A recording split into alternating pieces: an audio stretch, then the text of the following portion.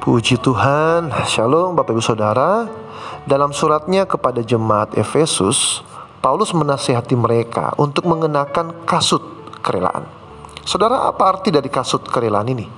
Mengapa kerelaan menjadi penting dalam pelayanan kita?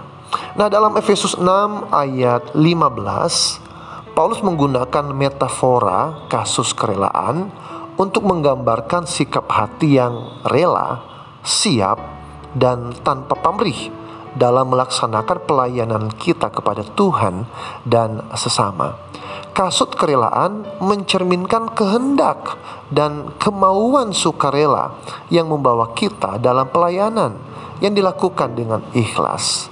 Nah, saudara, pada masa itu para pengikut Kristus harus siap untuk memberitakan Injil kemanapun mereka pergi. Namun Paulus menyadari bahwa pelayanan yang dipenuhi dengan beban, paksaan, atau kewajiban semata itu tidak akan membawa berkat, baik bagi pemberita maupun bagi mereka yang menerima kabar baik tersebut. Oleh karena itu, saudara, ia menekankan pentingnya kerelaan dalam pelayanan. Saudaraku, kerelaan itu membuat langkah kita menjadi ringan dan hati kita menjadi penuh sukacita dalam menyampaikan berita Injil Kristus. Dalam Kisah Para Rasul 20 ayat 24, Paulus mengatakan, "Tetapi aku tidak menghiraukan nyawaku sedikit pun, asal saja aku dapat mencapai garis akhir dan menyelesaikan pelayanan yang ditugaskan oleh Tuhan Yesus kepadaku untuk memberi kesaksian tentang Injil kasih karunia Allah." Nah, jadi saudaraku, kerelaan itu memberi kegembiraan dan kepuasan yang dalam ketika kita dapat memberitakan Injil dan melayani orang lain. Dalam pelayanan kita saat ini, saudara, kita juga membutuhkan kasut kerelaan.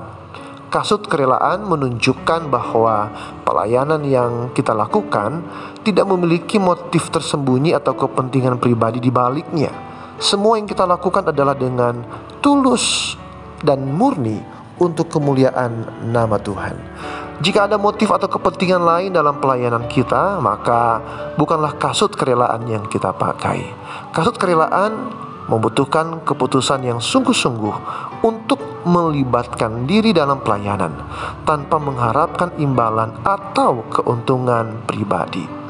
Dalam Filipi pasal 2 ayat 3 dan 4, kita dipanggil untuk tidak mencari kepentingan diri sendiri, tetapi untuk mengutamakan kepentingan orang lain.